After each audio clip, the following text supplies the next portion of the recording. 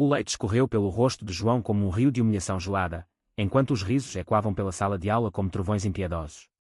Miguel, o rei incontestável do colégio, ergueu a caixa vazia como um troféu, seus olhos azuis faiscando com o veneno da crueldade disfarçada de brincadeira. Mas no silêncio que se seguiu, João limpou o rosto devagar, e um sorriso sutil curvou seus lábios, o primeiro sinal de que o jogo acabara de mudar para sempre. Lisboa acordava sob o sol tímido de outono, com o Tejo serpenteando preguiçoso entre as colinas antigas, carregando segredos que nem mesmo as gaivotas ousavam sussurrar. João caminhava pelas ruas empedradas do bairro Alto, o coração ainda acelerado pelo incidente da manhã anterior no Colégio São Vicente, uma instituição jesuíta centenária onde o passado colonial se misturava ao presente turbulento da juventude portuguesa. Aos 17 anos, João era o estranho na multidão, magro, com cabelos castanhos desgrenhados que caíam sobre olhos verdes penetrantes, e uma maneira quieta de observar o mundo como se resolvesse equações invisíveis no ar.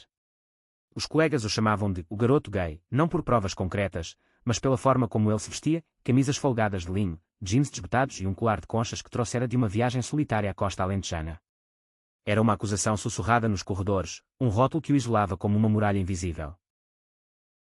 Miguel, por outro lado, era o oposto perfeito, alto, ombros largos forjados nas quadras de futebol do clube local, com um queixo quadrado e um sorriso que desarmava professores e meninas por igual. Filho de um banqueiro do Chiado, ele reinava sobre o colégio com punho de ferro e piadas afiadas, uma fachada que escondia as noites em claro questionando sua própria identidade. Aos 18, Miguel sentia o peso de expectativas familiares, casar-se com uma herdeira adequada, herdar o império financeiro, ser o homem que Portugal ainda sonhava com os ecos de Salazar. Mas naquela tarde fatídica, quando ele vira João sozinho na cantina, revisando anotações com uma intensidade febril, algo o irritara. Talvez fosse o jeito como João ignorava o mundo, ou talvez fosse o reflexo incômodo de si mesmo nos olhos do outro. Ei, fresco, toma um banho de leite para te refrescar, gritara Miguel, jogando a caixa com precisão cruel. O impacto fora imediato, leite espirrando em ondas brancas, encharcando a camisa de João, colando-a à pele magra. A sala explodira em gargalhadas, mas para Miguel, fora um alívio momentâneo, uma distração do vazio que o corroía por dentro. João não chorou. Em vez disso, ele se levantou devagar, o leite pingando como lágrimas não derramadas, e fixou os olhos em Miguel com uma calma que gelou o ar. Obrigado pela doação, Miguel. Leite é bom para os ossos, e para mentes fracas também. As palavras saíram baixas, mas cortantes, e por um segundo, o riso morreu. Miguel piscou, surpreso, sentindo um formigamento estranho na nuca. Quem era aquele garoto para desafiá-lo? Naquele instante, sem que ninguém percebesse, uma semente de dúvida foi plantada no peito do bully. Os dias seguintes foram um turbilhão de tensão no colégio. João mergulhava em seus estudos como se o mundo exterior fosse uma ilusão passageira. Ele era um prodígio em matemática, um segredo guardado a 7 chaves. Aos 12 anos, já resolvera problemas de álgebra linear que deixavam professores boquiabertos em concursos nacionais. Seus pais, humildes pescadores de Cascais, incentivavam o filho com o pouco que tinham, livros velhos emprestados da biblioteca municipal e noites de conversas à beira-mar sobre sonhos maiores que o horizonte atlântico. Mas em São Vicente, João se escondia atrás de silêncios, evitando os olhares que o rotulavam.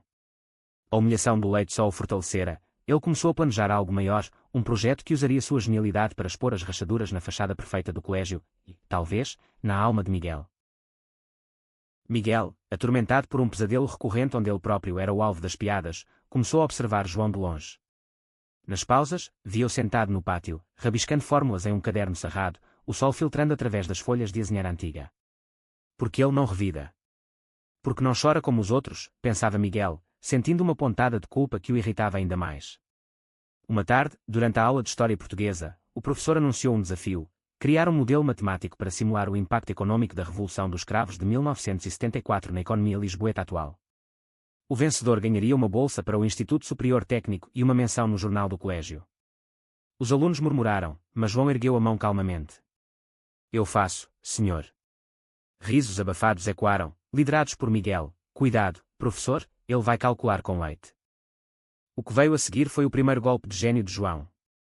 Na semana seguinte, ele apresentou seu modelo, uma equação diferencial complexa que integrava variáveis econômicas do passado com dados reais do Banco de Portugal, prevendo flutuações no PIB com precisão assustadora. Usando um software simples rodado em um laptop emprestado, ele projetou gráficos que dançavam na tela como fogos de artifício sobre o Tejo à noite. A sala ficou em silêncio atonito. O professor, um homem idoso com óculos grossos, ajustou-os repetidamente, murmurando brilhante. Absolutamente brilhante. Miguel, sentado na última fileira, sentiu o estômago revirar. Aquele garoto gay não era apenas uma vítima, ele era um vulcão adormecido. Depois da apresentação, Miguel esperou João no corredor, o coração batendo como tambores de fado. Ei, como você fez aquilo? Foi sorte, né? Copiado da internet. João parou, virando-se devagar, os olhos verdes capturando a luz fraca das lâmpadas antigas. Sorte. Não, Miguel. É o que acontece quando você pensa em vez de jogar coisas nas pessoas. As palavras acertaram como um soco, e pela primeira vez, Miguel corou. Ele murmurou algo incoerente e se afastou, mas aquela noite, em seu quarto no apartamento luxuoso da Avenida da Liberdade, ele abriu um livro de matemática pela primeira vez em anos. Páginas amareladas de equações o encaravam de volta, e ele se perguntou se não estaria perdendo algo essencial. A amizade improvável começou como uma faísca em pólvora seca. Dias depois, durante uma chuva torrencial que transformava Lisboa em um labirinto de poças reflexivas, Miguel encontrou João abrigado sob o toldo da entrada do colégio, sem guarda-chuva. Entra no meu carro, disse Miguel, abrindo a porta do Peugeot antigo de seu pai. João hesitou, mas o dilúvio venceu. No caminho para casa, o silêncio era pesado, quebrado apenas pelo som dos limpadores de para-brisa. Por que você me odeia tanto? Perguntou João finalmente, olhando para as luzes borradas da ponte 25 de Abril. Miguel apertou o volante. Eu não odeio. É só. Você é diferente. Me incomoda. João riu baixinho, um som triste como o fado de Amália Rodrigues. Diferente. Ou é porque eu te lembro de algo que você não quer ver em si mesmo? A confissão veio como um raio. Miguel estacionou abruptamente em uma rua lateral perto do Castelo de São Jorge, as muralhas medievais testemunhando o momento. Talvez. Meu pai. Ele quer que eu seja perfeito. Namore meninas, jogue futebol, esqueça esses frescos. Mas às vezes, eu olho para os caras no vestiário e... Ele parou, a voz embargada. João tocou seu braço levemente, um gesto de compreensão que queimou como brasa. Todos nós carregamos máscaras, Miguel. A minha é de gênio quieto. A tua é de valentão. Mas por baixo, somos só garotos assustados. Daquele dia em diante, encontros clandestinos se multiplicaram. Eles se viam no café à brasileira, no Chiado, onde o aroma de pastel de nata se misturava ao vapor do café forte. Miguel, curioso, pedia a João para explicar equações simples, e aos poucos, via o mundo através de lentes novas, padrões onde antes via caos.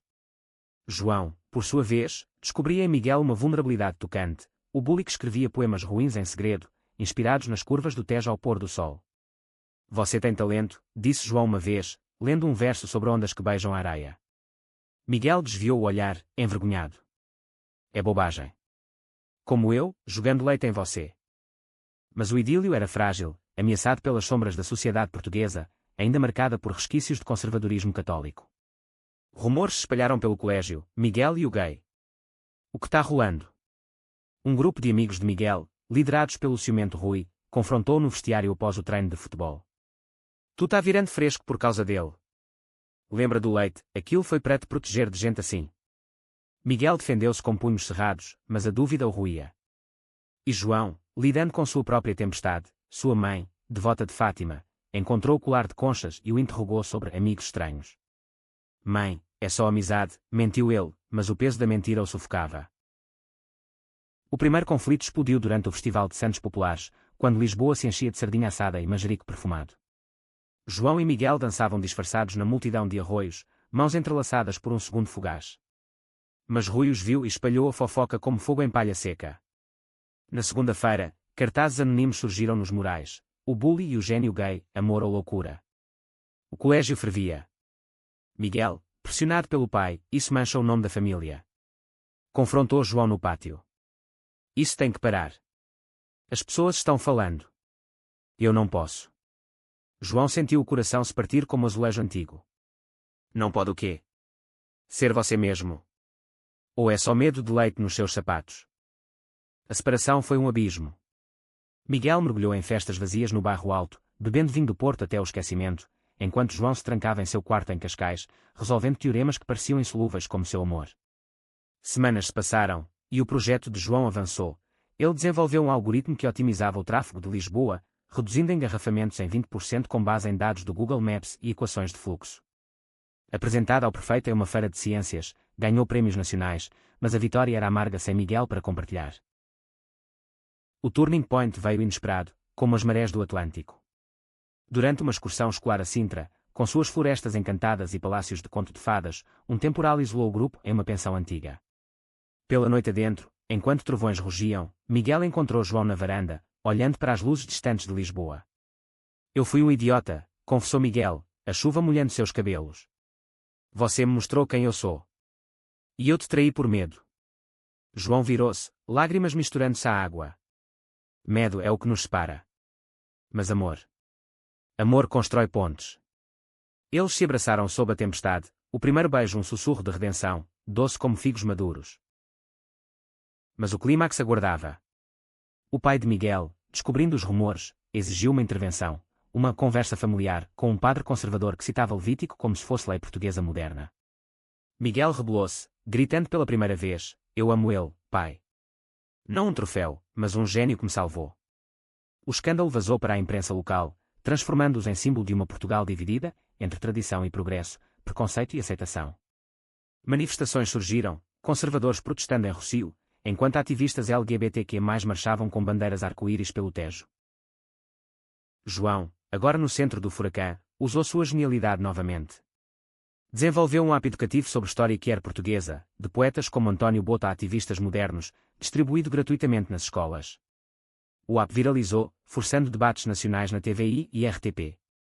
Miguel, ao seu lado, falou publicamente pela primeira vez, sua voz tremendo mas firme, eu joguei leite nele para esconder meu medo.